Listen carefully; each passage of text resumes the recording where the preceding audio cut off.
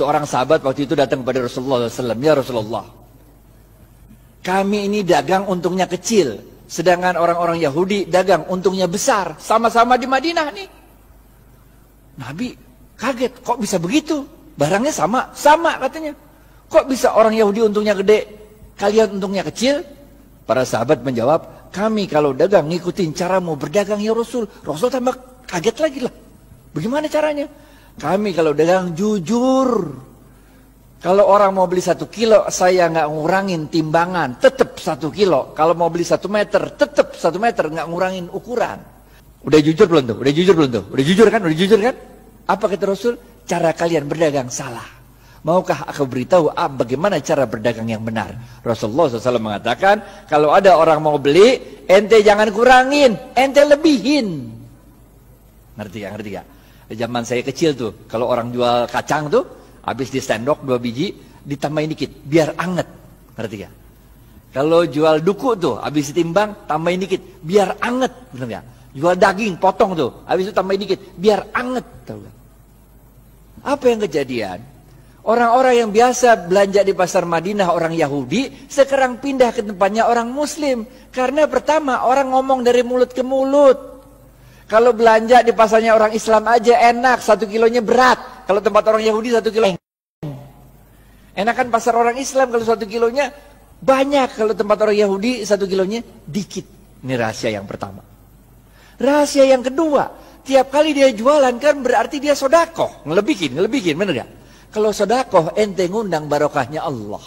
Paham gak? Paham gak? Jadi Bapak Ibu sekalian, ini kita tarik 2 pelajaran penting. Yang pertama, kalau bisnis jangan curang. Ngapain bisnis curang? Bener gak? Kita orang Islam men. Kalau ente orang Islam, sholat tapi bisnis curang, enggak oke. Yang pertama nih, bisnis jangan curang. Jangan ngurangin timbangan, jangan ngurangin hak pembeli. Yang kedua apa ya?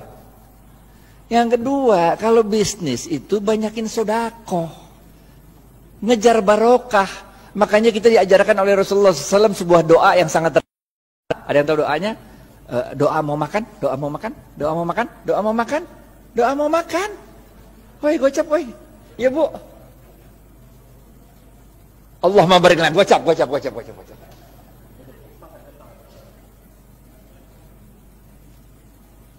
Makanya kita diajarkan oleh Rasulullah SAW, Allahumma barik lana fima rozaqtana wa qina azabannar. Wahai Allah, berkahilah seluruh rezeki yang Engkau berikan pada kami dan jauhkan kami dari siksa api neraka. Ini doanya begini nih. Paham gak? Jadi kalau bisnis mau sukses, pertama ente kudu jujur. Tapi jujur aja kagak cukup. Kita juga harus cerdas, harus fatonah, harus tabligh, benar ya? Ente jujur tapi bego, ya udah ente selamat dunia tapi ente senep. Ente harus jujur, cerdas, dan jangan lupa apa? Cari barokahnya Allah. Karena Rasulullah SAW mengatakan dalam sebuah hadis, bapak-bapak nggak ada yang nunjuk nih, gocap. Khairun nas anfa'uhum, gocap. Ini dari Ustadz nih, halal atau ibah nih.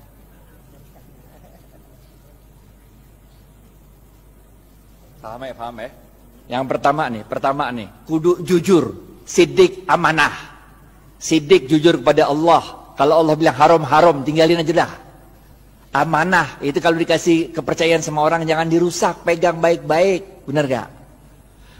Selain jujur, kita juga harus cerdas dalam membaca situasi.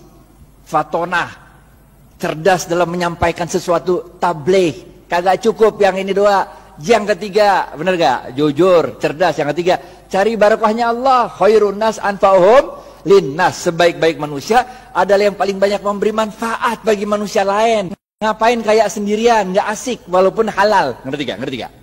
Gak asik kaya halal tapi gak nyebarin barokah, gak asik. Orang bilang dia kaya tapi pelit, benar gak? Yang keempat, terakhir nih, habis nih. Oke, yang terakhir, keempat.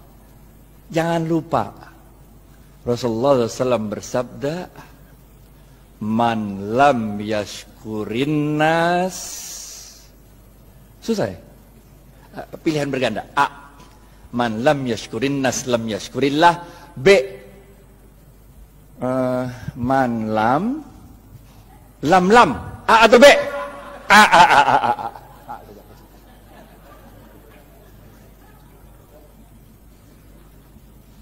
Ingat Bapak Ibu sekalian, kita ini bukan Rasul, bukan Nabi. Kalau Rasul sama Nabi ada masalah, doa dikit, Allah kirim pertolongan pakai malaikat. Ya kan, ya kan? Nabi Musa, depan laut, belakang Fir'aun. Masalah kan? Doa dikit, laut merah kebuka, jalan baik-baik dah. Bener gak? Fir'aun ngikut dari belakang. Doa lagi dikit, ketutup laut merah, mati Fir'aun. Bener gak?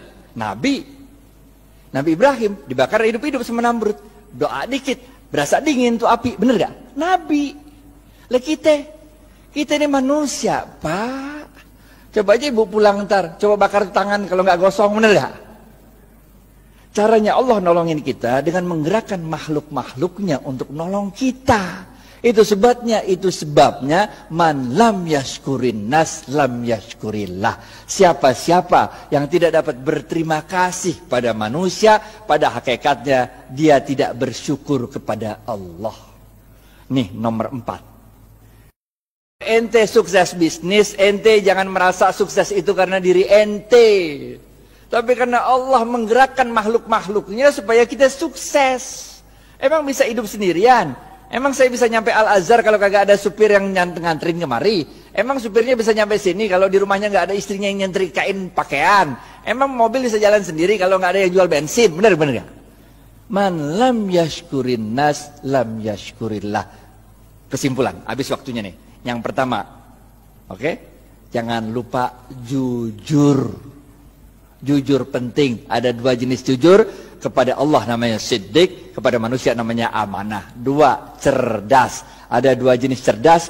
Yang pertama, fatonah, faham memahami situasi. Yang kedua, tabligh, pandai untuk meyakinkan orang lain. Yang ketiga apa? Khairun nas anfa'uhum linnas. Bisnis itu jangan cuma mau cari untung, tapi bisnis itu harus memberikan manfaat banyak-banyaknya orang. Bener ya? Yang keempat, jangan kita yang merasa bangga kesuksesan bisnis itu karena kita doang. Kita harus terima kasih sama orang-orang lain. Karena man lam yashkurin nas lam yashkurillah. Siapa-siapa yang tidak dapat berterima kasih pada manusia, pada hakikatnya dia tidak dapat bersyukur kepada Allah. Maka dalam tempo yang singkat, dominasi ekonomi Yahudi di kota Madinah dapat dipatahkan oleh kaum muslimin. Bagaimana dengan kita di Indonesia? Nanti kita serahkan ke Khalil Ridwan untuk yang membahas. Pokoknya nggak usah nunggu kita sempurna dah. Yang bisa jalanin gitu aja dah. Karena kaidah fikihnya berbunyi ma la yudraku kulluhu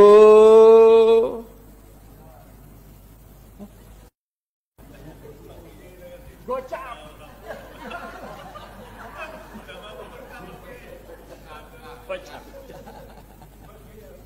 Ma la yudraku kulluhu la yudraku kulluhu. Kalau engkau tidak dapat melakukan kebaikan itu 100%, jangan engkau tinggalkan kebaikan itu 100%. Jangan nunggu sempurna baru kita lakukan. Lakuin dulu. Nggak usah nunggu tajwid, makhraj sama tahsinnya benar. Nggak usah. Sholat aja sholat. Nggak usah nunggu kita sempurna baru kita jalan. Nggak usah. Jalanin aja dulu dah. Karena dalam sebuah diskusi Allah mengatakan, amalkan apa yang engkau ketahui, niscaya akan aku beritahu apa yang tidak engkau ketahui. Jalanin aja. Jalanin. Karena barokah fil harokah. Barokah itu adanya dalam harokah, dalam pergerakan. Jalanin aja. Kayak Siti Hajar lari dari Safa ke Marwah, bener gak? Itu kan lucu. Coba udah Safa Marwah lari-lari 7 kali bulak-balik, kagak ada air, bener gak? Yang nemuin air siapa? Ismail. Yang capek lari siapa? Hajar. Nggak penting men siapa yang nemuin air, bener gak?